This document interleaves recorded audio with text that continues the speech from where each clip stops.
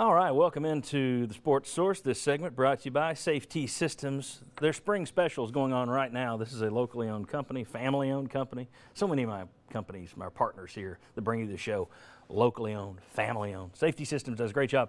And you can put in a security system at your home, your work, and you'll get the first 2 months of monitoring absolutely free. Safety Systems. Check them out this week. Special overtime segment coming up today where we're going to talk more about college football, more about UT's schedule. Follow me on Twitter. I'll tell you later today when that is posted at sportsource.tv, and that's usually like 15 to 20 minutes of commercial-free talk. Today we'll be talking more, as I say, about those college football issues that we raced through in the last segment. Time for our fast finish, though, and I want to show you our UT draft chart. I showed you this last week. I should do it every year to remind you what you're looking at is the number of players drafted by class. So that starts 90 to 93. You see how many is drafted, and it goes way up there in the late 90s and 2000s. And you've just started to see it turn back around here in the 2014 to 2017 class. You had 9 guys drafted in the last 4 years, all right? Now, if Tennessee, moving forward, you had 6 this year. If Tennessee gets 4 guys drafted next year, and that would be it since the previous 2 years they didn't have anyone drafted, that would mean they had 10 guys drafted. Okay, in this next class, the 2015 to 2018 class. That would mark the first time since 99 to 2000 and 2000 to 2003, or 2003, just follow along, 99 to 2003.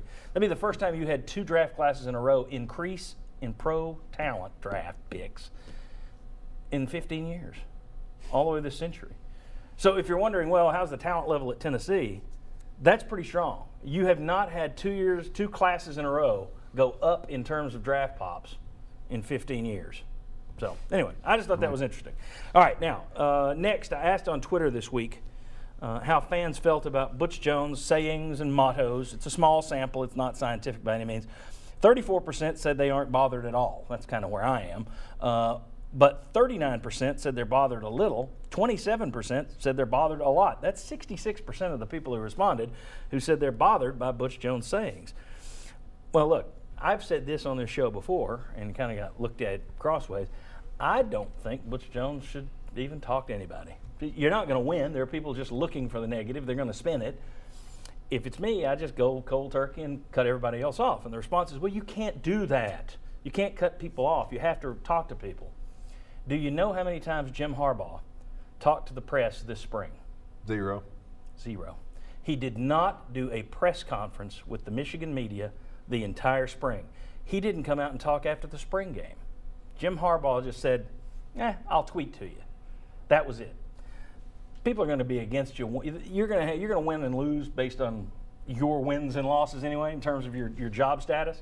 So to me, and I'm Butch Jones, and I'm giving 45-minute press conferences that trying to be nice, answer everybody, and I'm getting cut to shreds, I take the Jim Harbaugh route. If you don't like my sayings and mottos, I'll just be quiet and tweet. That's my take. Agree? No. Disagree? Disagree. Disagree. Disagree. Disagree. Strongly disagree. You're all wrong. They all do. I started to say they all do radio shows, but you don't. You don't need the sound. Actually, you do one, but nobody listens to it. Just in the backyard, we get together. All right. Thanks for watching. We will see you next Sunday for the Sports Source. Check us out on Overtime later today. Thanks to you. Thanks to our sponsors.